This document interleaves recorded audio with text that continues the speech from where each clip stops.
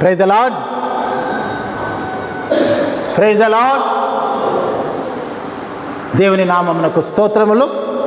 చిన్న ప్రార్థన చేసుకుని దేవుడు అనుగ్రహించినటువంటి వాక్యాన్ని ధ్యానిద్దాము. సర్వోన్నతుడా, సర్వశక్తిమంతుడా, పరిశుద్ధాత్మదేవ, వాక్యమై ఉన్న దేవ, సంఘముల మధ్య సంచరించు ప్రభువా,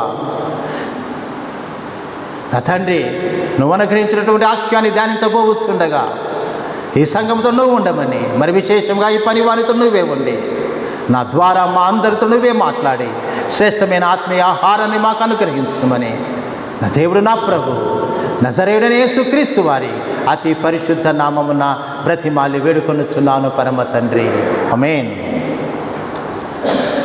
హ్యాపీ క్రిస్మస్, హ్యాపీ క్రిస్మస్ చెప్పుకున్నారా ఒకరినొకరు? గ్రీటింగ్స్ మందిరానికి వచ్చిన తర్వాత మందిరానికి వచ్చేవరకల్లానే ఆలస్యం అయింది కదా, కలవడానికి వీలు పడలేదు. కనీసం మందిరం అయిపోయిన తర్వాత మనమందరము ఒకరినొకరు గ్రీటింగ్స్ తెలుపుకుందాము. ఈ క్రిస్మస్ పర్వదినాన ఒకరినొకరు అభినందించుకోవాల్సిన వారమై ఉన్నాము. నాకు గుర్తు ఉన్నప్పటి నుండి అత్యంత ఉత్సాహంతో, సంతోషంతో నేను జరుపుకున్నటువంటి ఒకే ఒక పండుగ క్రిస్మస్. నాకు ఇంకా బాగా గుర్తుంది. నాకు 8-10 ఏళ్ళ వయసులో ఉన్నప్పుడు మా అమ్మ నన్ను ఒకే ఒక్కసారి ఒక షర్టు నిక్కరు మీద టక్ చేయించేసేసి బెల్ట్ పెట్టి చర్చికి తీసుకుని వెళ్ళేది. ఆ ఒక్కరోజు మాత్రమే ఆ నిక్కర్ మీద నేను టక్ చేసేవాడిని, మందిరానికి వెళ్ళేవాడిని. ఆ చిన్న బెల్ట్ పెట్టుకుని పోతే ఎంతో సంతోషమయ్యేది. మిగతా రోజుల్లో మళ్ళీ మామూలుగానే ఉండేవాడిని. అది క్రిస్మస్ యొక్క ప్రత్యేకత. ఒక విశిష్టంగా ఉంటుంది ఆ యొక్క క్రిస్మస్ యొక్క పండుగ రోజు. మనం కూడా చూస్తున్నాము, ఈ కాలంలో ఇంటిని శుభ్రం చేసుకుంటున్నాము, వీలైతే పెయింటింగ్ చేయించుకుంటున్నాము, చక్కగా అలంకరించుకోవడము, కలర్ పేపర్లు కట్టుకోవడము, బెలూన్లు, స్టార్లు, క్రిస్మస్ ట్రీలు, లైటింగ్, ఇలా రకరకాలుగా ఇంటిని అలంకరించుకుంటాము. ఆ ఒక్క రోజు, ఆ 2 రోజులు మాత్రమే.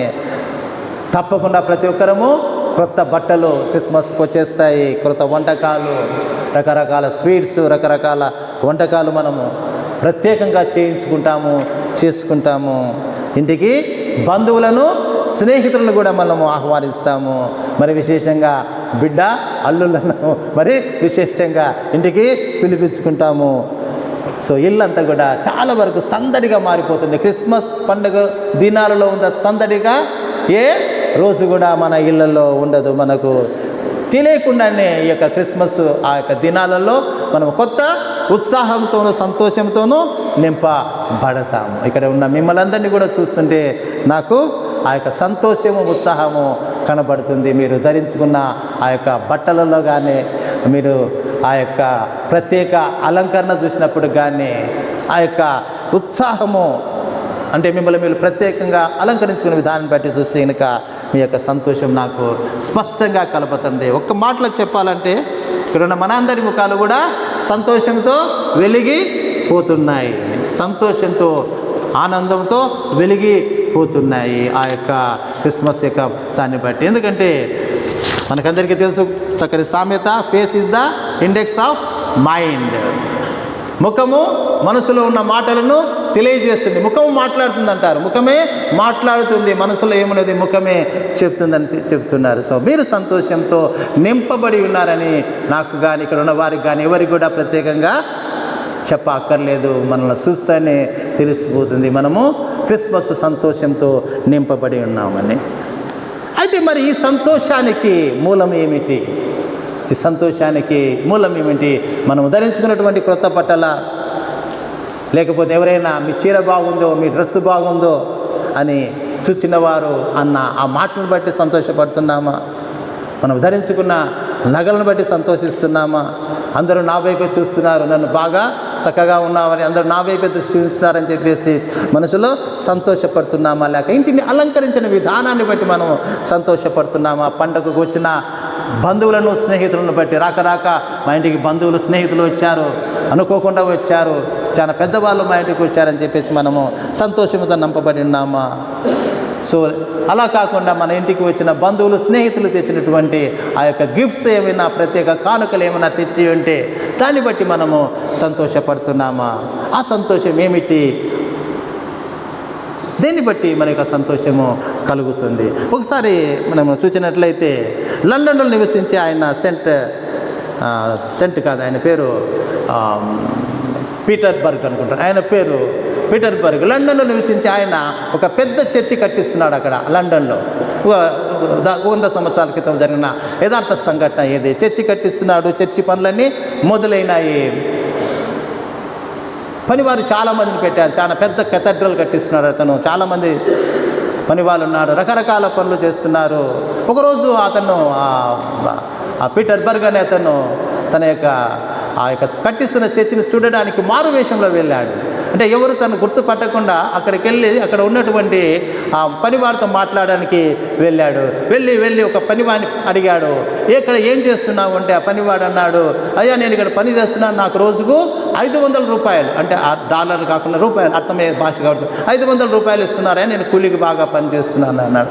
అలాగే అక్కడ ఉన్నటువంటి ఇంకొక పనివాని దగ్గరికి వెళ్ళి అడిగాడు, నువ్వు ఇక్కడ ఏం పని చేస్తున్నావు అంటే, అయ్యా నేను కరెంటు యొక్క వైరింగ్ కోసము ఇక నేను ఆ యొక్క గోడను పగలగొడుతున్నాను, చిన్న యొక్క రంధ్రాలు చేస్తున్నానని చెప్పాడు. ఇంకొకరిని అడిగితే, అయ్యా నేను గోడలకు ప్లాస్టరింగ్ వేస్తున్నానని ఇంకొకతను చెప్పాడు. ఇలా ఇంకొక పనివాని దగ్గరికి వెళ్తే ఆ పనివాడు అన్నాడంట, మేము పెద్ద చర్చిని కడుతున్నాము, ఇక్కడ పెద్ద గొప్ప చర్చి ఇక్కడ రాబోతుందని చెప్పేసి అన్నాడంట. సో అక్కడ చాలామంది కడుతున్నారు కానీ అది ఏమి చేస్తున్నారో వాళ్ళకు దాని గురించి పూర్తిగా తెలియదు. అక్కడ సంపూర్ణమైన అవగాహన కలిగి ఉన్నవాడు ఒకడే ఉన్నాడు. నేను చేస్తున్న పని ఒక పెద్ద చర్చిని కడుతున్నాను, కొన్ని దినాలలో ఇక్కడ ఒక పెద్ద చర్చిని నేను చూడగలను ఆసక్తి కలిగి ఆ యొక్క చర్చిని అతను కడుతున్నాడు. మనం కూడా చాలాసార్లు అసలు విషయాన్ని మర్చిపోయి ఇతర విషయాలను బట్టి చాలా సంతోషపడుతుంటాము, ఉత్సాహపడుతుంటాము. క్రిస్మస్ యొక్క అసలు సంతోషాన్ని మర్చిపోయి మనం ధరించిన బట్టలను బట్టి, వంటకాలను బట్టి, ఇంటిలో ఉన్న బంధువులను బట్టి, అనేక ఇతర విషయాలను బట్టి సంతోషిస్తున్నాము. క్రిస్మస్ పండుగ అనేది చాలాసార్లు ఎలా అయిపోయిందంటే ఒక ఆచారపు పండుగగా మారిపోయింది. అన్ని జనులందరూ ఏదో ఒక పండుగ చేసుకుంటున్నట్లే మాకు కూడా ఒక పండుగ దేవుడు ఇచ్చి ఉన్నాడని జరుపుకునే వారంగా ఉంటున్నాము. ఆ యొక్క పండుగను గురించి సంతోషించి ఆనందించే వారిగా ఉన్నాము. ఎందుకంటే దీనికి ప్రధాన కారణము చెప్పగలరా? మనం క్రిస్మస్ ఒక ఆచారంగా జరుపుకుంటున్నాము, ఒక ఆనవాయితీగా. మాకు ఒక దేవుడు ఉన్నాడు, మాకు ఒక పండగ ఉంది. దీనికి ప్రధాన కారణము క్రిస్మస్కు మూలమైనటువంటి ప్రభువైన యేసుక్రీస్తుతో మనకు కనెక్షన్ లేకపోవడము, సరి అయిన కనెక్షన్ ఆయన లేకపోవడము, సరి అయిన సంబంధం లేకపోవడము, సరైన సంబంధము లేకపోవడమే కాకుండా ఉన్న సంబంధము తెగిపోవడం కూడా చాలాసార్లు జరుగుతుంది. అందువలన మన సంతోషానికి మూలమైనటువంటి ప్రభువైన యేసుక్రీస్తు కాకుండా అనేక ఇతర విషయాలను బట్టి మన యొక్క సంతోషం ఆధారపడి ఉంటున్నది. అందుకే ఆ యొక్క సంతోషంలో సంపూర్ణత ఉండదు, ఆ సంతోషంలో సమాధానం ఉండదు, ఆ సంతోషము శాశ్వతంగా ఉండదు. ఈరోజు పొద్దున మా ఇంట్లో క్రిస్మస్ గ్రీటింగ్స్ చెప్తున్నాను, హ్యాపీ క్రిస్మస్ అని చెప్తున్నప్పుడు మా రెండవ పాపకు హ్యాపీ క్రిస్మస్ చెప్పాను నేను. ఏమి క్రిస్మస్ నీ డాడీ, ఏం సంతోషం అనింది. అంటే రాత్రి అంతా పాపను మేల్కొని ఉంది. తన రెండో పాప ఉంది కదా, చిన్న పాప నిద్రపోలేదు. ఆ పాప పాలు తాగకుండా నిద్రపోకుండా సతాయిస్తుంది. రాత్రి అంతా పాపకు నిద్ర లేదు. సో పొద్దున లేస్తే హ్యాపీ క్రిస్మస్ అంటే నాకేం సంతోషం లేదనింది. కానీ తర్వాత మళ్ళీ 5 నిమిషాల దగ్గర వచ్చి హ్యాపీ క్రిస్మస్ డాడీ అని నన్ను దగ్గర తీసుకొని గ్రీటింగ్స్ చెప్పింది. అంటే కొన్నిసార్లు ఒక్కొక్క క్షేమ అనిపిస్తుంటుంది, నాకు ఏమి సంతోషం ఉందని నేను ఆనందించాలనిపిస్తుంటుంది.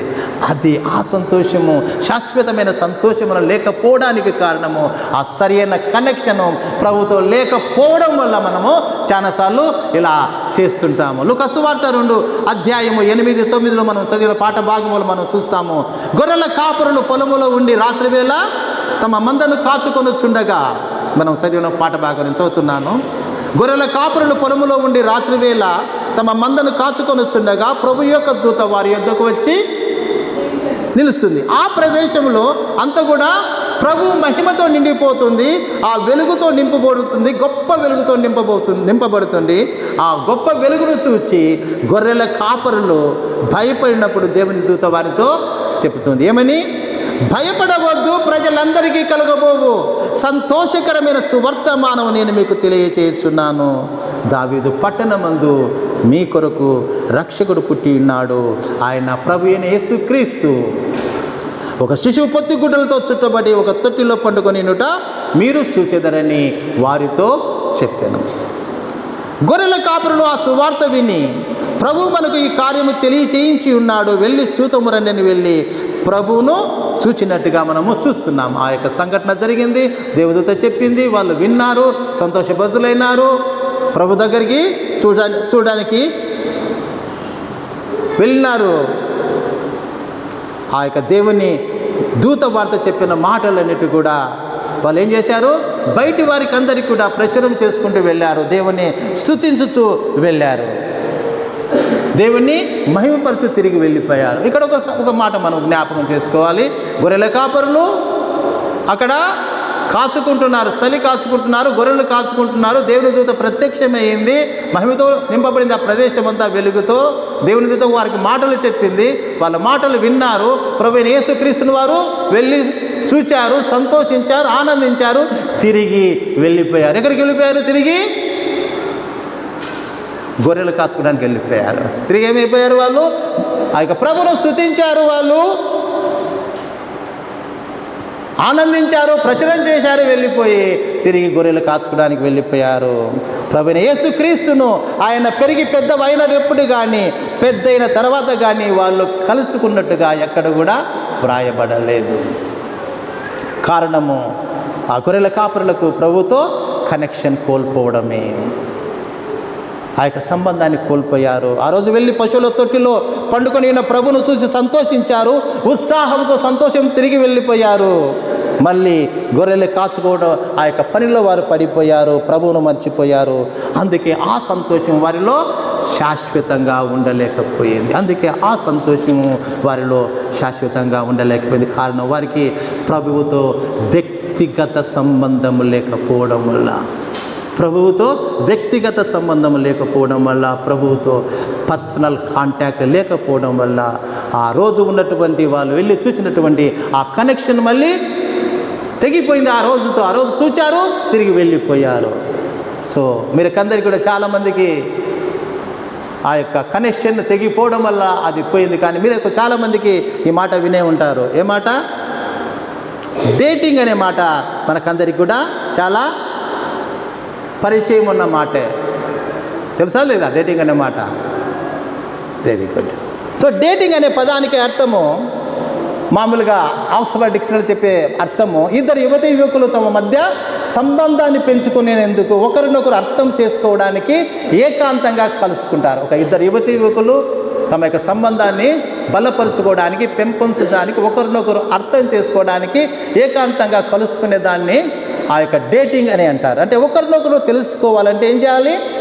ఏకాంతంగా కలుసుకోవాలి, ఏకాంతంగా మాట్లాడుకోవాలి. ఇక్కడ మనుషులు ఒకరినొకరు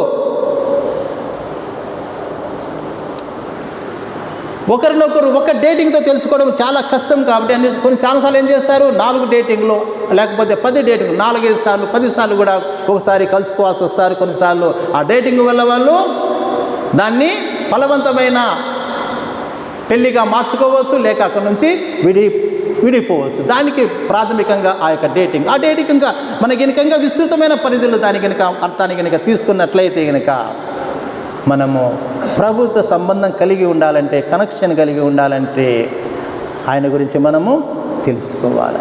మనతో ఆయనతో కనెక్షన్, యేసయ్యతో పర్సనల్ కాంటాక్ట్, పర్సనల్ వ్యక్తిగత సంబంధము కలిసి ఉండాలంటే మనము ఆయన గురించి తెలుసుకోవాలి. ఆయన గురించి తెలుసుకోవాలంటే మనము ఏకాంతంగా కలుసుకోవాలా, ఏకాంతంగా మాట్లాడాలా, ఏకాంతంగా ఆయన చెప్పేది వినాలా. ఎందుకంటే మనం మాట్లాడే అవసరం ఉండదు. మనము చెప్పకముందే మన మనసులో ఉన్నది ప్రభువుకు తెలుసు. కాబట్టి నీవు గనక ఆయన యందు ఆసక్తి కలిగి ఉంటే, నువ్వు గనుక ఆయనందు ఆసక్తి కలిగి ఉంటే, ప్రభువా నాకు కావాలి అని గనుక నువ్వు ఆసక్తి కలిగి ఉంటే, ప్రభు తనకు తానుగా మాట్లాడతాడు. నీ ఆశను బట్టి, ఆసక్తిని బట్టి తాను నీకు బయలుపరుచుకుంటాడు. ఆ యొక్క సంబంధము, దేవునితో మనకు సంబంధం ఏర్పడుతుంది, ప్రభుతో మనకు సంబంధం ఏర్పడుతుంది. పరిశుద్ధ గ్రంథంలోని అలాంటి 1-2 సంఘటనలు ఈరోజు మనం జ్ఞాపకం చేసుకొని వాక్యాన్ని మనము ముగిద్దాము. మనకందరికీ తెలిసిన వాడు పరిశుద్ధ గ్రంథములో, మనకందరికీ బాగా తెలిసిన వాడు పరిశుద్ధ గ్రంథంలో ఒకరు ఉన్నారు. ఆయన అపోస్తలుడైనటువంటి పౌలు. అపోస్తలుడైన పౌలు అనేక పత్రికలు వ్రాసి ఉన్నాడు. పౌలు గురించి మీకు అందరికీ తెలుసు. పౌలు ధర్మశాస్త్రములో ప్రావీణ్యత కలవాడు. అంత మాత్రమే కాకుండా ఆయన గ్రీకు, అరమిక్, హెబ్రీ భాషలలో చాలా ప్రవీణుడు. అత్యంత నియమము, అత్యంత నిష్ట కలిగి జీవించిన వాడు. దేవుని యందు అపరిమితమైన భయభక్తులు కలిగిన వాడు. యెరూషలేములోని ఆ యొక్క దేవుని మందిరాన్ని బహుగా ప్రేమించిన వాడు భక్తుడైనటువంటి పౌలు. యూదా మతమును బలముగా నమ్మినాడు. యూదా మతాన్ని, యెహోవా దేవుని ధర్మశాస్త్రాన్ని బలంగా నమ్మినవాడు. అందుకే ఒకప్పుడు ప్రభువైన యేసుక్రీస్తును, ఆయనకు బోధలను బహుగా వ్యతిరేకించాడు. యూదా మతాన్ని బహుగా ప్రేమించాడు కాబట్టి ప్రభువైన యేసుక్రీస్తును బహుగా వ్యతిరేకించాడు. యేసుక్రీస్తు ప్రభువును బహుగా ద్వేషించాడు. యూదా మతాన్ని నాశనం చేస్తున్నారని, దాని కారణము క్రైస్తవుల మీద పక్కపట్టినట్లుగా మనం చూస్తున్నాము. యూదా మతాన్ని వీళ్ళు నాశనం చేయడానికి వచ్చారు. వీరు క్రైస్తవాన్ని, దేవుని మందిరాన్ని తీసుకుని వచ్చి దేవుని మందిరాన్ని పాడు చేయడానికి వస్తున్నారని చెప్పేసి క్రైస్తవుల మీద పక్కపట్టినట్లుగా మనం చూస్తున్నాము. క్రైస్తవులను పట్టుకోవడము, క్రైస్తవులను బంధించడము, క్రైస్తవులను హింసించడము, శిరసాల వేయించడము అతను తన దినచర్యగా పెట్టుకున్నాడు. ఎలాగైనా క్రైస్తవులను నిర్మూలన చేసి యూదా మతాన్ని కాపాడుకోవాలని ఎంతో ఆసక్తి చూపించి ప్రయాసపడ్డాడు. ఒకసారి అపొస్తలుల కార్యము 9వ అధ్యాయము 1వ వచనం మనం చదువుదాము. సౌలు ఇంకను ప్రభు యొక్క శిష్యులను బెదిరించుటయును, హత్య చేయుటయును, తనకు ప్రాణాధారమైనట్టు ప్రధాన యాజకుని దగ్గరికి వెళ్ళి మార్గమందున్న పురుషులనైనను స్త్రీలనైనను కనుగొని ఎడల వారిని బంధించి యెరూషలేమునకు తెచ్చుటకు దమస్కులోని సమాజం వారికి పత్రిక ఇమ్మని అడిగాను. ఒకటి ప్రత్యేకమైన మాట ఇక్కడ వ్రాయబడి ఉంది. క్రైస్తవులను నాశనము చేయడమే తన ప్రాణం యొక్క లక్ష్యముగా పౌలు భావిస్తున్నాడు. తన జీవిత లక్ష్యం ఏమిటి? క్రైస్తవులను నిర్మూలన చేయాలి, క్రైస్తవులను నాశనము చేయాలని పౌలు భావించాడు. సౌలు అన్న పాటకు మనం ఇక్కడ, సౌలు అన్న మాట హెబ్రీ మాట, పౌలు అన్న మాట గ్రీకు, అంతే తప్ప పెద్ద తేడా లేదు సౌలుకు పౌలుకు. సో యెరూషలేమునే కాదు, సిరియాలో ఉన్నటువంటి, సిరియా ముఖ్య పట్టణం దమస్కు పట్టణానికి కూడా పోతున్నాడు. అక్కడికి వెళ్ళి ఆ యొక్క క్రైస్తవులను చెరపట్టడానికి, ఆ క్రైస్తవులను బంధించి యెరూషలేము దీన్ని తీసుకురావడానికి. అలాగూ ప్రయాణము చేయుచున్నప్పుడు ఏమవుతుంది? అక్కడ ప్రభువును కలుసుకుంటాడు. అక్కడ ప్రభువుతో సంబంధం ఏర్పడుతుంది పౌలుకు. అలా ప్రయాణం చేస్తున్నప్పుడు ఆ యొక్క ప్రభువును కలుసుకుంటే మనం చూస్తాము. 9:2 ఒకసారి మనం చదువుదామా? అపొస్తలుల కార్యము 9:2. అతడు ప్రయాణము చేయొచ్చు దమస్కుకు వచ్చినప్పుడు అకస్మాత్తుగా ఆకాశము నుండి ఒక వెలుగు అతని చుట్టూ ప్రకాశించెను. ఆ దారి మధ్యలో ఏమవుతుంది? ఒక గొప్ప వెలుగు వచ్చింది. ప్రభు యొక్క మహిమ అక్కడ పౌలును చుట్టుముట్టినట్లుగా మనం చూస్తాము. భక్తుడైన పౌలు అంటాడు, సాక్ష్యం ఇచ్చినప్పుడు అగ్నిప్రాజు దగ్గర, నేను అనేక సూర్యుల వెలుగును నేను అక్కడ చూచితిని అని చెప్పినట్లుగా మనము చూస్తున్నాము. ప్రభువైన యేసు క్రీస్తు వారు ఆ వెలుగులో నుండి సౌలుతో మాట్లాడతాడు. సౌలు ఆ యొక్క ప్రభువుల మధ్య సంభాషణ కొనసాగుతుంది. ఎప్పుడైతే ప్రభుతో మాట్లాడతాడో ఏమవుతుంది? పౌలు యొక్క గ్రుడ్డితనం వెళ్ళిపోతుంది. పౌలు యొక్క గుడ్డితనం వెళ్ళిపోతుంది. యూదా మతంపై తనకున్నటువంటి గుడ్డి విశ్వాసము తొలగిపోతుంది. ఎప్పుడైతే ప్రభుతో మాట్లాడతాడో, ఎప్పుడైతే ప్రభుతో సంబంధం ఏర్పడుతుందో, ఆ యొక్క మనకు లిటరల్గా కూడా మనం చూస్తాము, ఆయన కంటి చూపు కోల్పోతాడు. తర్వాత కంటి చూపును పొందుకున్నట్లుగా మనం వాక్యంలో మనము చూస్తున్నాము. సో ఈ లోకపు వెలుగులో నుండి పరలోకపు వెలుగులోనికి నడుస్తాడు, సత్యాంతో నింపబడతాడు. అపోస్తలుడైన పౌలు ప్రభువును ప్రేమిస్తాడు. ఆ యొక్క సంబంధం వల్ల ఒక్కసారి ఆయన కలుసుకోవడం వల్ల ప్రభువును బహుగా ప్రేమిస్తాడు. ప్రభువుతో విడదీయరాని సంబంధం ఏర్పడుతుంది. ఒకే ఒక ఎన్కౌంటర్ యేసు క్రీస్తుతో ఒక్కసారి ప్రభువును కలుస్తూనే ఆ యొక్క గుడితనం వెళ్ళిపోతుంది. పౌలు జీవితము తల క్రిందులుగా మారిపోయినట్లుగా మనము చూస్తున్నాము. ద్వేషము ప్రేమగా మారిపోయింది. ప్రభువు పైన ఏమవుతుంది? పిచ్చి ప్రేమగా మారిపోయింది. ప్రభు పైన ప్రేమ. అపోస్తలుడైన పౌలుకు దేవుణ్ణి, ప్రభువైన యేసు క్రీస్తు వారిని పిచ్చిగా ప్రేమించినట్లుగా మనము చూస్తాము. 2 కొరింథీయులు 12:10 మనము చూస్తాము. నేను ఎప్పుడు బలవంతున్నో అప్పుడు బలహీనుడు కనుక క్రీస్తు నిమిత్తము నాకు కలిగిన బలహీనతలోను, నిందలలోను, ఇబ్బందులలోను, ఉపద్రవములోను నేను సంతోషిస్తున్నానంట. క్రీస్తు కోసం నేను నిందలు పడుతున్నాను, నేను ఉపద్రవాలు ఎదుర్కొంటున్నాను, ఇబ్బందులు పడుకుంటున్నాను, నేను గుడ్డలు లేకుండా బతుకుతున్నాను, తిండి లేకుండా బ్రతుకుతున్నాను. ఎవరి కోసం అంటే క్రీస్తు నిమిత్తం నేను సంతోషిస్తున్నాను, నా ప్రభువు కోసం నేను సంతోషిస్తున్నాను. భక్తుడైన పౌలు చెప్తున్నాడు. ఒక్క ఎన్కౌంటర్, ఒక్కసారి కలుసుకున్నాడు ప్రభువును. ఆ భక్తుడైన పౌలు తన జీవితమే మారిపోయినట్లుగా మనం చూస్తున్నాము. శ్రమ అనుకోవడం లేదు, బాధ అనుకోవడం లేదు, కష్టం అనుకోవడం లేదు, దుఃఖం అనుకోవడం లేదు. ప్రభువైన యేసుక్రీస్తు అను ఆ గొప్ప వ్యక్తి కొరకు ప్రాణం కూడా సంతోషంగా ఇవ్వడానికి సిద్ధమైన మనసు కలిగి ఉన్నాడు. ఒకే ఒక కలయిక ప్రభువుతో పౌలు జీవితాన్ని మార్చివేసింది. అందుకే మనం చూస్తాము తెస్సలోనికే పత్రిక 5:16 అంటాడు. ఏమంటాడు? అందరికీ వచ్చి ఉండాలి మాట. తెస్సలోనికే పత్రిక 5:16 మొదటి తెస్సలోనికలో ఎల్లప్పుడూ సంతోషముగా ఉండుడి. ఏమంటున్నాడు? ఎల్లప్పుడూ సంతోషముగా ఉండుడి.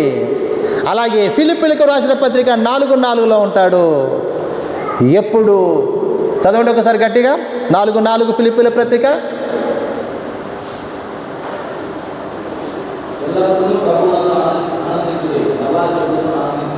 ఎల్లప్పుడూ ప్రభువునందు ఆనందించుడి. మరలా చెప్పుతున్నాను, ఆనందించుడి. అది పౌలు ఒకే ఒక ఎన్కౌంటర్తో మనకు చెప్తున్న మాట. ఎల్లప్పుడూ ఏ స్థితిలో ఉన్నా కూడా, రాత్రికి నిద్ర లేకపోయినా, కడుపులో మంట లేస్తున్నా, ఒంటి మీద బట్టలు లేకపోయినా, అవమానాలు, నిందలు, హేళన మీరు పొందుకుంటున్నా, మీ సంతోషము ప్రభునందు ఉండాలని భక్తుడైన పౌలు చెప్తున్నాడు. ఎలా వచ్చింది ఆ మాట? ఎలా చెప్పగలుగుతున్నాడంటే ఆయనతో వ్యక్తిగత సంబంధం కలిగి ఉన్నాడు కాబట్టి. భక్తుడైన పౌలు వ్యక్తిగత సంబంధం ప్రభువైన యేసుక్రీస్తుతో కలిగి ఉన్నాడు కాబట్టి ఆ మాట చెప్పగలుగుతున్నాడు. కాబట్టి మన సంతోషాన్ని కొన్ని నిమిషాలకు, కొన్ని గంటలకు, కొన్ని రోజులకుతో పరిమితం చేయవద్దు. మన సంతోషాన్ని కొన్ని నిమిషాలకు, కొన్ని గంటలకు, కొన్ని రోజులకు పరిమితం చేయవద్దని ప్రభుపేటని మనవి చేస్తున్నాను. జీవించిన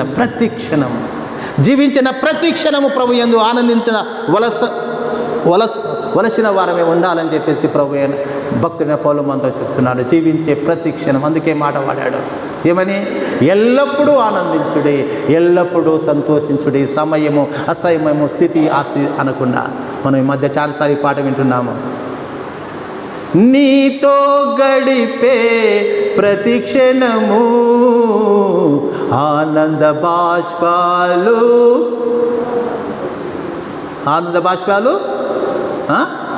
ఆగవయ్యా. ఎంత గొప్ప పాట. నీతో గడిపే ప్రతి క్షణము ఆనంద బాష్పాలు ఆగవయ్యా. ఎందుకంట? నీ కృపను బట్టి, నీ యొక్క కార్యాలను బట్టి కనుక నేను ఆలోచన చేస్తే అయ్యా నాకు ఆ బాష్పాలు, ఆనందంతో ఆ బాష్పాలు వస్తాయి. ఎంతో చక్కగా పాట వ్రాసి ఉన్నారు. నిజంగా కూడా నేను చాలాసార్లు ఆ పాటను పాడుకుంటూ ఉంటాను. అది ఎల్లప్పుడూ సంతోషించే వారిగా ఉండాలి మనం ప్రభువు పట్ల. ప్రభు యేసుక్రీస్తు ఎదుర్కొన్న ఇంకొక సంఘటన మనం చూద్దాము. యోహాను సువార్త 4వ అధ్యాయంలో వ్రాయబడిన కొన్ని మాటలను మనం చూద్దాము. ప్రభువైన యేసుక్రీస్తు వారు యోహాను సువార్త 4వ అధ్యాయములో మనకు సుపరిచితమైనటువంటి వ్యక్తి ఒకరు ఉన్నారు. ఎవరతను? టక్కన చెప్పేయాల. యోహాను సువార్త 4వ అధ్యాయం అంటానే ఎన్నోసార్లు మనం ధ్యానించుకున్నాం 4వ అధ్యాయాన్ని. ప్రభువైన యేసుక్రీస్తు వారు యూదా ప్రాంతం నుండి గలిలే ప్రాంతానికి వెళుతూ మధ్యలో సమరయ ప్రాంతంలో ఆగుతారు. సమరయ ప్రాంతంలో ఆగుతారు. సుకార్ అన్న ఒక ఊరి బయట ఉన్న ఒక బావి దగ్గర ప్రభువైన యేసుక్రీస్తు వారు కూర్చుంటారు. అలసిపోయి ఆయన యూదా నుంచి గలిలేకి వెళ్తుంటే మధ్యలో సమరయ అనే ప్రాంతం వస్తుందన్నమాట. అంటే మనము ఆలగడ్డ నుంచి కర్నూలుకి వెళ్తే నంద్యాల ఎలా వస్తుందో అలా ఆ ప్రాంతంలో ఊరి బయట ఒక ఆయన కూర్చొని ఉన్నాడు. ఆయన అక్కడ కూర్చున్నప్పుడు ఆ బావి దగ్గరకు ఒక స్త్రీ వస్తుంది. ఆమె పేరు వ్రాయబడ లేదు, కానీ సమరయ స్త్రీ అని వాక్యంలో వ్రాయబడి ఉంది. ఆమె బిందె చేత పట్టుకున్న కడబ చేత పట్టుకొని నీళ్లు చేదుకోవడానికి వచ్చింది. ఒక్కతే వచ్చింది. ఆ వచ్చిన ఆమెను ప్రభు అడుగుతాడు, అమ్మా నాకు త్రాగడానికి నీరు ఇస్తావా అని చెప్పి ప్రభువును ఆమెను అడిగినట్లుగా మనం చూస్తున్నాము. ఆ మాట అడిగిన తర్వాత ప్రభువైన యేసుక్రీస్తు వారి మధ్య ఆ స్త్రీ మధ్య కొంత సంభాషణ జరుగుతుంది. ప్రభు తన గురించి తెలియజేస్తాడు. ఆ సంభాషణలో ప్రభు చెప్తాడు, ఆ సంభాషణ చివరిలో, నేను ఇచ్చే నీరు త్రాగితే నీకు ఎప్పటికి కూడా దాహము కాదు, వెళ్ళి నీ భర్తను పిలుచుకొనిరా, వెళ్ళి నీ భర్తను పిలుచుకొనిరా అని ఆమెను అడిగినప్పుడు ఆ స్త్రీ అంటుంది, ఆమె నాకు భర్త లేడయ్యా అని చెప్పినప్పుడు ప్రభువైన యేసుక్రీస్తు వారు ఆమె గతం గురించి ఆమెతో చెప్తాడు. ఆమె ప్రభు చెప్పిన మాటలు విని ఆశ్చర్యపోతుంది. ప్రభు జరిగిందంతా జరిగినట్లుగా చెప్తాడు. నిజానికి ఆ స్త్రీకి మనం చూసినట్లయితే భర్త లేదని చెప్తుంది, కానీ ఆ స్త్రీ జీవితంలో 5 భర్తలు ఉన్నారు. ఆమెకు మొదటి పెళ్ళి ఆమె జీవితంలో సంతోషాన్ని నింపలేదు, సమాధానం నింపలేదు. 2వ పెళ్ళి కూడా ఆమె జీవితంలో సంతోషం, సమాధానం నింపలేదు. 3వ పెళ్ళి కూడా ఆమె జీవితంలో సంతోషాన్ని, సమాధానం నింపలేదు. 4వ పెళ్ళి కూడా ఆమె జీవితంలో సంతోషాన్ని, సమాధానం నింపలేదు. 5వ పెళ్ళి కూడా ఆమె జీవితంలో సంతోషము, సమాధానాన్ని నింపలేదు.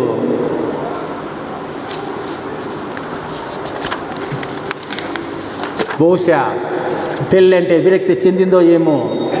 6వ పెళ్లి చేసుకోకుండా ఆమె ఇంకొక మగవానితో సహజీవనము చేస్తుంది. ఆ 6వ వ్యక్తి ఆమె జీవితంలోనికి వచ్చినప్పటికీ ఆమె జీవితం మాత్రము సంతోషము, సమాధానము లేదు. ఆమె జీవితంలోనికి మనుషులు వస్తున్నారు, పోతున్నారు, కానీ ఆమె జీవితంలో ఏమాత్రము సంతోషము, సమాధానము నింపబడలేదు. మనసులో తెలియని అశాంతి, అలజడి, అసంతృప్తి ఉంది. ఈ బ్రతుకు ఇంతేనా, ఈ మనుషులు ఇంతేనా అనే దైవ చింతన మొదలైంది. అందుకే ప్రభువుని అడుగుతుంది, నేను ఇచ్చే నీరు తాగితే నీకెప్పుడు దాహం కాదని ప్రభు చెప్పినప్పుడు ఆమె అడుగుతుంది, అయ్యా ఎప్పటికీ దాహం కానీ ఆ నీరు నాకు ఇవ్వని అడుగుతుంది. ఆమె శరీరము దాహంతో నింపబడలేదు, ఆమె మనస్సు దాహంతో నింపబడి ఉంది. ప్రేమ, ఆదరణ, ఆప్యాయత కోసం ఆమె ఆరాటపడుతుంది. ప్రభుతో జరిగిన ఆ ఏకాంత సంభాషణతో ఆమె మనసులోని దాహము తీరిపోయింది. ఎప్పుడైతే ప్రభుతో కలిసి మాట్లాడిందో ఆ స్త్రీ యొక్క దాహము తీరిపోయింది. సంతోషము, ఉత్సాహంతో నిండిపోయింది. ఆ స్త్రీ యొక్క మనసు సంతోషం, ఉత్సాహంతో తెలిసిపోయింది. సత్యం తెలుసుకుంది. వెంటనే లేచి ఊరిలోనికి పోయి ఆ ఊరిలోని జనులందరికీ చెప్పింది, ఇదిగో నేను మెస్సియాను చూచి ఉన్నాను, ఇదిగో అక్కడ బావి దగ్గర మెస్సియా కూర్చొని ఉన్నాడని చెప్పేసేసి ప్రజలందరికీ ఆమె ఉత్సాహంతో, సంతోషంతో వెళ్ళిపోయినట్లుగా మనం చూస్తున్నాం. ఎంతో నీరసంగా వచ్చింది బావి దగ్గరికి. ఆ ఎండకాలం మధ్యాహ్నం పూట ఎంతో నీరసంగా, నిరుత్సాహంతో, మనసులో అశాంతి, అలజడి, ఈ మనుషులు ఇంతేనా, ఈ బ్రతుకు ఇంతేనా, నా జీవితం మారదా అని ఆ యొక్క అశాంతి దగ్గరికి వచ్చింది. ఎప్పుడైతే ప్రభుతో కలిసిందో, ప్రభుతో మాట్లాడిందో ఆమె యొక్క అశాంతి అంతా వెళ్ళిపోయింది. సంతోషంతో, ఆనందంతో పట్ట లేకుండా ఊరిలోనికి వెళ్ళి ప్రజలందరికీ ప్రకటించింది, ఇదిగో మెస్సియా అక్కడ ఉన్నాడు, రండి చూడండి అని చెప్పేసి. అది మనం ప్రభుతో ఏకాంతంగా కలుసుకొని మాట్లాడితే పొందుకునే ఉత్సాహము, సంతోషము, ఆయన చూపించిన ఆ అమూల్యమైన ప్రేమ మనలను కట్టిపడవేస్తుంది. నీ మనుషులతో దొరకదా ప్రేమ, ఆదరణ, ఆ ఆప్యాయత ఎక్కడా దొరకదు. ఎంతమంది మనుషులు, ఎంతమంది భర్తలు, ఎంతమంది భార్యలు, ఎంతమంది బంధువులు, స్నేహితులు నీకు కలిగి ఉన్నా ఆయన వల్ల వచ్చే సంతోషం, ఆనందము మనకు ఎక్కడా దొరుకుతుంది. అందుకే భక్తుని పోలా మాట చెప్పినాడు, ఎల్లప్పుడూ సంతోషించుడి, ఆనందించుడే. ఇక్కడ కూడా ఆ స్త్రీ ఎన్నో సంబంధాలు కలిగి ఉన్నది, కానీ ఏ సంబంధం వల్ల కూడా ఆమెకు సంతోషం, ఆనందం కలగలేదు. ఎప్పుడైతే ప్రభుతో ఒక్క ఎన్కౌంటర్, ఒక్కసారి ఆయన కలుసుకుందో ఆమె ఉత్సాహంతో, సంతోషంతో నిండిపోయింది. ఆయన ఎందుకంటే ఆయన చూపించిన అమూల్యమైన ప్రేమ మనల్ని కూడా కట్టి పడవేస్తుంది. అందుకే భక్తుడు ఈ మధ్య కూడా రాస్తున్న పాట, నీతో గడిపే ప్రతి క్షణము ఆనంద బాష్పాలు. ఎంత గొప్ప ఇది అంటే ఆ అనుబంధము, ఆ అనుభూతి మీరు అనుభవిస్తేనే తెలుస్తుంది. ఆ యొక్క అనుబంధము, ఆ ప్రేమ అలా కట్టపడి వేస్తుంది. ఇంకొక ప్రేమ కోసం మనము ఆరాటపడము, ఇంకొక ప్రేమ కోసం మనము అరులు చాచము, ఇంకొక ప్రేమ నాకు కావాలని మనము ఆశపడము. ఆయన ప్రేమలో పడిపోతాము. ఎల్లప్పుడూ మన ఉత్సాహం, సంతోషంతో నింపబడతాము. ఒకవేళ ఈ లోకరీత్యా కొన్ని క్షణాలు మనము తడబడినా ఆయన తలంపులు, ఆయన ఆలోచనలు మనలో తిరిగి ఆ ఉత్సాహాన్ని, సంతోషాన్ని నింపుతాయి. కాబట్టి ప్రభుపేట మనవి చేస్తున్నాను, ప్రభుతో ఒకసారి డేటింగ్ చేసి చూడండి. ఒక్కసారి ప్రభుతో ఏకాంతంగా గడపండి, ఏకాంతంగా ఆయనతో మాట్లాడండి. ఆ ప్రేమ ఒకసారి ఆయన దగ్గర మాట్లాడితే ఆ ప్రేమ నిన్ను పిచ్చివాణి చేస్తుంది, మిమ్మల్ని పిచ్చివాణి చేస్తుందని ప్రభుపేట నేను మీకు మనవి చేస్తున్నాను. మైక్ స్టీవెన్స్ అనే ఒక పాస్టర్ ఒక చిన్న సాక్ష్యాన్ని ఇచ్చాడు, నేను ఈ మధ్య చదివాను. ఆయన చిన్నతనంలో జరిగిన ఒక సంఘటన ఆయన చెప్తున్నాడు. నేను చిన్న వయసులో ఉన్నప్పుడు మాది చాలా బీద కుటుంబము. మా తండ్రి అనారోగ్యంతో ఉండేవాడు, ఎప్పుడు కూడా మంచం మీదే ఉండేవాడు. మా అమ్మ ఆ ఇండ్లలోనూ ఆఫీసులోనూ పని చేసేది, కిటికీలు తొడవము, తలుపులు తొడవమును, అంటే దాదాపుగా పని మనిషిగా ఆమె పనిచేసి డబ్బులు సంపాదించుకునేది. ఆ వచ్చిన డబ్బులలో చాలా వరకు మా తండ్రి యొక్క మందుల కోసమే అయిపోయేది. అలాంటి బిజినెస్లో ఉన్నాం మేము. అలాంటి సమయంలో ఎప్పటిలాగానే క్రిస్మస్ పండుగ వచ్చింది. అది కూడా నాకు ఎంతో ఇష్టమైన పండుగ. ఆ క్రిస్మస్ ట్రీ అన్న నాకు చాలా ఇష్టము. ఆ క్రిస్మస్ ట్రీ కింద పెట్టి క్రిస్మస్ గిఫ్ట్స్ అన్న, మామూలుగా క్రిస్మస్ ట్రీ కింద గిఫ్ట్స్ పెడతారు పిల్లల కోసం అని చెప్పేసి, ఆ క్రిస్మస్ గిఫ్ట్స్ అన్న కూడా నాకు చాలా ఇష్టము. ఎప్పుడు క్రిస్మస్ వస్తుందా అని నేను ప్రతి సంవత్సరము ఆ క్రిస్మస్ కోసం ఎదురు చూసేవాడిని. ప్రతి సంవత్సరం బాగా ఉండేది, కానీ ఆ సంవత్సరము మా యొక్క తండ్రి అనారోగ్యం వల్ల డబ్బులు ఎక్కువ ఖర్చు అయ్యాయి. డబ్బులకు చాలా కష్టంగా ఉంది. అయినప్పటికీ మా అమ్మ పనికి వెళ్ళింది. ప్రతిరోజులాగే ఆమె మాట నేను కూడా వెళ్ళాను పనికి. పని అయింది. ఇంకా 2 రోజుల్లోనే క్రిస్మస్ ఉంది.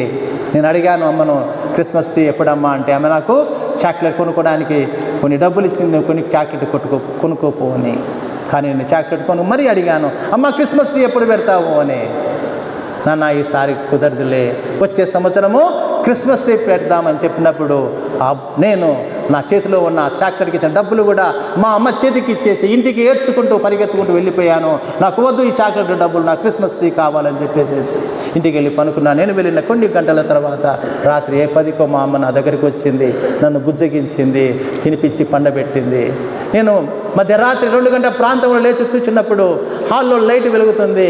మా అమ్మ ఒక చీపురు కట్ట తీసుకొని ఆ చీపురు కట్టకు రంధ్రాలు చేస్తూ బయట నుంచి వేరుకొని వచ్చేటువంటి ఆ యొక్క క్రిస్మస్ ట్రీ యొక్క ఆ యొక్క ఏమంటారు బ్రాంచెస్ క్రిస్మస్ ట్రీ యొక్క బ్రాంచెస్ కొమ్మలు, క్రిస్మస్ ట్రీ కొమ్మలను తీసుకొని వచ్చి ఆ రంధ్రాల్లో తూచడానికి ప్రయత్నం చేసింది, దూరుస్తుంది. కొన్ని పాత కలర్ కాగితాలు తీసుకొని వచ్చి దాన్ని చుట్టడానికి ప్రయత్నం చేస్తుంది. మా అమ్మ కష్టపడుతుంది, ఆ రంధ్రాల నుంచి మళ్ళీ ఊడిపడుతుంది, మళ్ళీ ప్రయత్నం చేస్తుంది. నేను ఆ రాత్రి ఆ సంఘటన చూచినప్పుడు నేను చాలా ద్రవించిపోయింది నా మనస్సు. మా అమ్మకు నా మీద ఎంత ప్రేమ ఉంది, మా అమ్మకు నా మనస్సు అని అనిపించింది. నా అమ్మ మీద మనస్సు పట్టి ఎంతగా మా అమ్మ ప్రయాసపడుతుందని చెప్పింది. నేను ఆ సంఘటన చూసిన తర్వాత నేను ఎప్పుడు కూడా మా అమ్మను నేను అడగలేదు, అమ్మా నువ్వు నన్ను ప్రేమిస్తున్నావా అని. నేను ఎన్నడూ కూడా మా అమ్మను అడగలేదు, నువ్వు నన్ను ప్రేమిస్తున్నావా అని. ఆ సంఘటన నాలో ఎంతగానో నాటుకుపోయిందని చెప్పేసి ఆ రోజు చెప్పిన ఆ రోజు నాకు కలిగిన భావాన్ని ఆ యొక్క పాస్టరు సాక్ష్య రూపంలో తెలియచెప్పాడు. అది తల్లి ప్రేమను నేను చూచాను. ఆ తల్లి ప్రేమ నా మనసులో ముద్రించుకుపోయింది. నేను మళ్ళీ ఎన్నడూ కూడా అమ్మా నువ్వు నన్ను ప్రేమిస్తున్నావని అడగలేదు. అలాగే ఈరోజు మన మధ్య ఆస్ట్రేలియా నుంచి వచ్చిన సౌభాగ్యలత గారు ఉన్నారు. ఆమె పరిచయం మీకు అక్కర్లేదు, మీకు అందరికీ తెలుసు.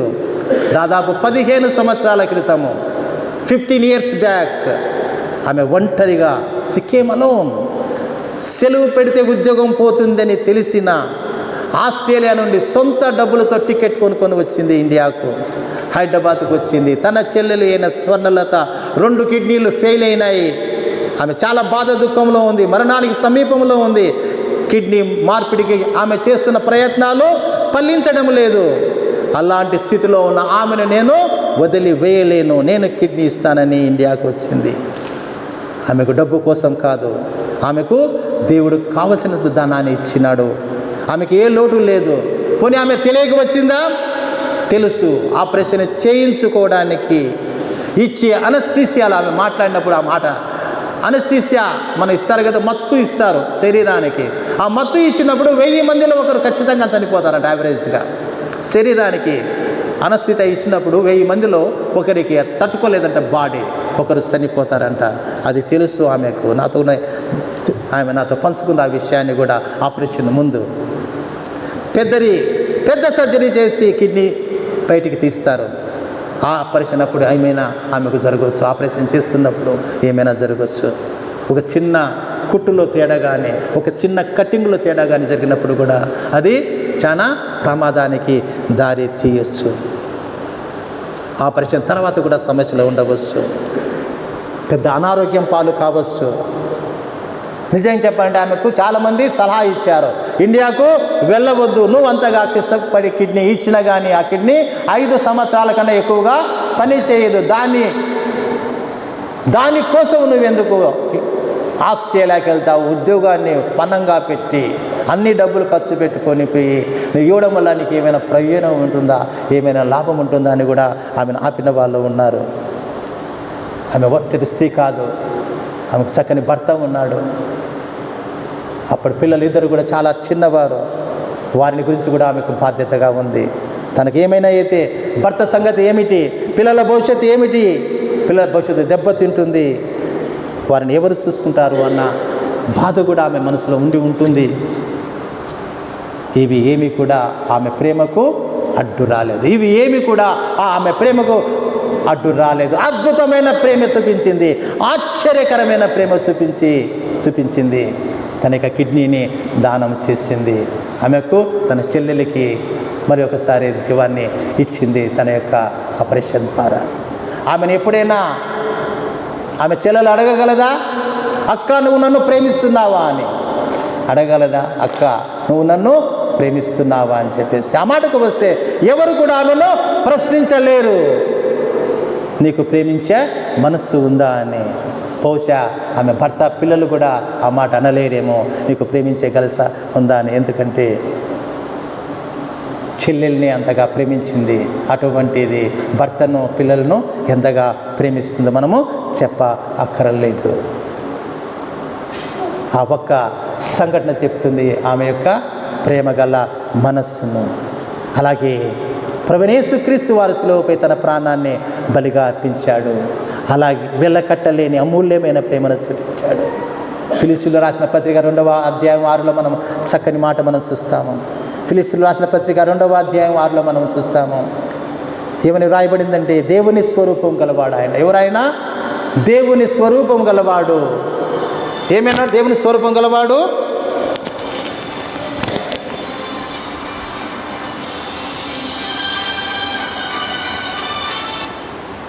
ఫిలిప్పీయులకు రాసిన పత్రిక 2వ అధ్యాయం 6వ వచనంలో రాయబడి ఉంది. ఆయన 2:6 చదవగలరా? బైబిల్ తేలేరా ఎవరు?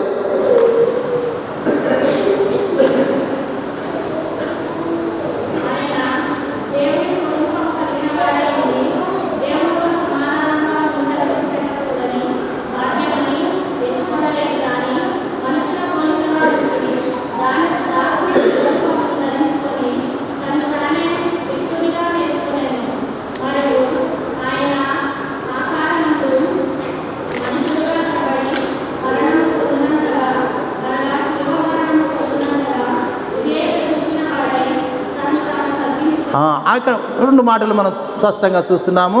ఆయన దేవుని స్వరూపము గలవాడు, కానీ మనుష్యుని స్వరూపం ధరించాడు. దేవుని స్వరూపం గలవాడు మనుష్యుని స్వరూపం ధరించాడు. పరలోకంలో ఉండే ఆయన భూమి మీదికి దిగి వచ్చాడు. 2 మాటలు ఇక్కడ చాలా స్పష్టంగా భక్తుడైన పౌలు చెప్తున్నాడు. అలాగే 1 పేతురు 2:24 భక్తుడు చెప్తాడు, మనము పాపం విషయమై చనిపోయి నీతి విషయమై జీవించినట్లు ఆయనే తానే తన శరీరమందు మన పాపములను మ్రాను మీద వేసుకొనెను, శిలువపై తన ప్రాణాన్ని బలిగా అర్పించాడు. అమూల్యమైన ప్రేమ, వెలలేని ప్రేమ ఆయన చూపించాడు. దేవుడై ఉండి మానవునిగా భూమి మీదకి వచ్చాడు. పరలోకంలో ఉండే ఆయన భూమి మీదకి దిగి వచ్చాడు. తనకు తానుగా మన పాపాలన్నీ ఆయన మీద వేసుకొని శిలువ మీద ఆయన మరణించాడు. బలిగా తన ప్రాణాన్ని అర్పించి ఉన్నాడు. అమూల్యమైన ప్రేమను, వెలలేని ప్రేమను ఆయన చూపించాడు. ఒకసారి వేలాడదీయబడిన, ఒకసారి ఆలోచించండి, ఒకసారి ఆ శిలువపై వేలాడదీయబడిన ఆ యేసుక్రీస్తును చూచిన తర్వాత, ఆ శిలువపై వేలాడదీయబడిన ఆ యేసయ్యను చూచిన తర్వాత ఎవరైనా ప్రశ్నించగలరా, యేసయ్యా నువ్వు నన్ను ప్రేమిస్తున్నావా అని? ఒకసారి కనుక ఆ శిలువపై విరాలబడిన ఆ ప్రభువును చూస్తే మనం ఎవరు కూడా ప్రశ్నించలేము. ప్రభువా నువ్వు నన్ను ప్రేమిస్తున్నావా? ప్రభువా నువ్వు నన్ను ప్రేమిస్తున్నావా? ఆ శిలువ చెప్తుంది, ఆ శిలువ చెప్తుంది ఆయన ప్రేమ ఎంత అవధులు లేనిదో. ఆ శిలువ చెప్తుంది ఆయన ప్రేమ ఎంత అపూర్వమైనదో. ఆ శిలువ చెప్తుంది ఆయన ప్రేమ ఎంత వెలలేనిదో, విలువ కట్టలేనిదో. అంతటి ప్రేమ గల దేవుణ్ణి మనము, అంత ప్రేమ గల యేసయ్యను మనం దేవునిగా కలిగి ఉన్నాము. ఇంకా మనకు ఏమి కొదవ ఉంటుంది? అంత గొప్ప దేవుణ్ణి, అంత ప్రేమ గలవాన్ని మనము దేవునిగా కలిగి ఉన్నాము. సో అటువంటి ప్రభు అయిన యేసుక్రీస్తు వారి పుట్టినరోజు యొక్క క్రిస్మస్ పండుగను మనము జరుపుకుంటున్నాము. అంతటి ప్రేమ గల ప్రేమామయుని యొక్క పుట్టినరోజును మనము ఈరోజు జరుపుకుంటున్నాము. మరి మన సంతోషానికి అవధులు ఉండాలా? ఉత్సాహానికి అవధులు ఉండాలా? మన సంతోషానికి, ఉత్సాహానికి అవధులు ఉండకూడదు. మన సంతోషానికి, ఉత్సాహానికి అవధులు ఉండకూడదు. అంత మాత్రమే కాకుండా ఈ ఉత్సాహము, సంతోషము ఈ ఒక్క రోజుకే పరిమితము కాదు. మనం కట్టుకున్న ఈ కొత్త గుడ్డలు పాతగిలిపోతాయి. నెల రోజుల తర్వాత ఈ గుడ్డలు చూసి మనం అంతగా సంతోషించము. రకరకాల మనం తిండి తింటాము, కానీ మరుసటి రోజు మన కడుపులో ఏమీ ఉండదు. మనకు వచ్చినటువంటి గిఫ్ట్స్ అన్నీ కూడా పాతవైపోతాయి. వచ్చిన బంధువులందరూ కూడా, స్నేహితులు కూడా వచ్చి వెళ్ళిపోతారు. సో దీనివల్ల వచ్చిన ఏ సంతోషమైనా వాటితో పాటే వెళ్ళిపోతుంది. బట్టలు వెళ్ళిపోతాయి, తిండి వెళ్ళిపోతాయి, ఒకవేళ కానుకలు వెళ్ళిపోతాయి, బంధువులు వెళ్ళిపోతారు, స్నేహితులు వెళ్ళిపోతారు. కానీ ప్రభు యొక్క సంతోషం మాత్రము శాశ్వతమైనది. ఆయన ప్రేమ శాశ్వతమైనది. ఆయన ప్రేమ మస్కపారనిది, ఆయన ప్రేమ వాడపారనిది. అందుకే మనం ప్రయాసపడదాము, ఆలోచన చేద్దాము, సంతోషంగా మనము ప్రభుని యందు ఆనందించడానికి. ఎల్లప్పుడూ ప్రభుని యందు సంతోషించేవారిగా మనము ఉందాము. ఎప్పుడైతే మనం ప్రభుతో సరైన సంబంధం కలిగి ఉంటామో అప్పుడే ఆ యొక్క సంతోషము మనలో ఉంటుంది. ఎప్పుడైతే ప్రభుతో సంబంధం కలిగి ఉంటామో, సరి అయిన సంబంధం కలిగి ఉంటామో అప్పుడే ఆ సంతోషము కలిగి ఉంటాం మనము. కాబట్టి క్రిస్మస్ పండుగ దినాన మళ్ళీ ఒకసారి మన జీవితాలను పరీక్షించుకుందాము. ఒకవేళ ప్రభుతో సంబంధము తెగిపోయి ఉంటే, సరైన సంబంధం ఉండకపోతే తిరిగి పొందుకుందాము ఆ శాశ్వతమైన ఆనందము, ఆ శాశ్వతమైన సంతోషం మనం పొందుకుందాం. ఆ సంబంధాన్ని మనము బలపరుచుకోవడానికి, పునరుద్ధరించుకోవడానికి ప్రయాసపడతాము. ఎవరైనా అలా సంబంధాన్ని నేను తిరిగి కొనసాగించాలా, తిరిగి నేను ఆ సంబంధాన్ని కలిగి ఉండాలా, నేను పోగొట్టుకొని ఉన్నాను అనేక పరిస్థితుల వల్ల అని మీరు అనుకుంటూ ఉంటే, అది కలిగి ఉండాలని నేను ఆశపడుతూ ఉంటే ఇది సరైన సమయం అని నేను మీకు మనవి చేస్తున్నాను. ఈ క్రిస్మస్ పండుగ దినం కన్నా గొప్ప దినం మరొకటి మన జీవితంలోనికి రాదు. కాబట్టి అమూల్యమైన ప్రేమను, ఈ యొక్క ఆశ్చర్యకరమైన ప్రేమ మనకు ఎక్కడ కూడా దొరకదు ఈ భూమి మీద.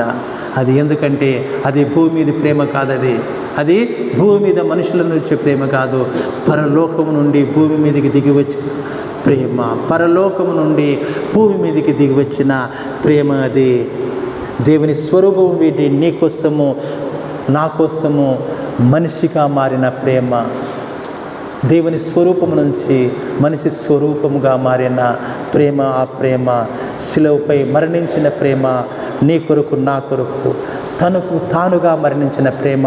ఆ ప్రేమ ఎక్కడ దొరుకుతుంది? ఈ ప్రేమ ఎక్కడైనా దొరుకుతుందా? ఈ ప్రేమ, ఇంత గొప్ప ప్రేమ, మన కోసము మరణించే ప్రేమ, ఇంత గొప్ప ప్రేమను మనము దూరం చేసుకుందామా?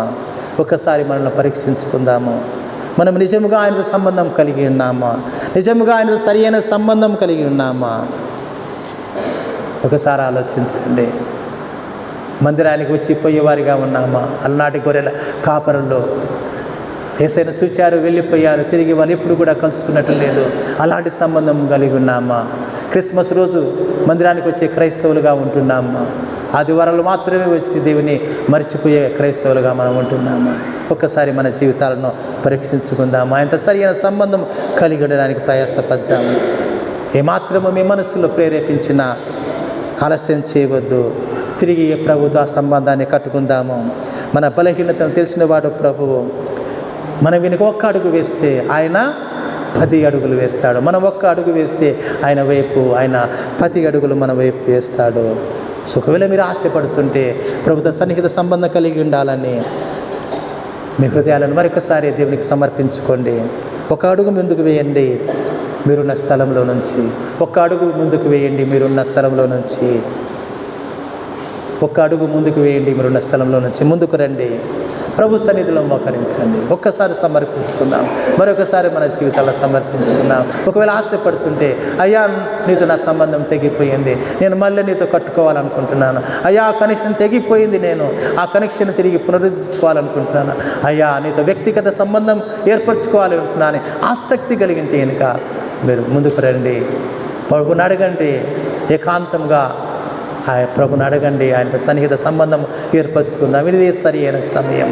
క్రిస్మస్ పర్వదినాన ప్రభుతో కనెక్షన్ కలిగి ఉండడానికి మనం ప్రయాసపడతాము. ప్రభుని అడుగుదాము సహాయం చేయమని.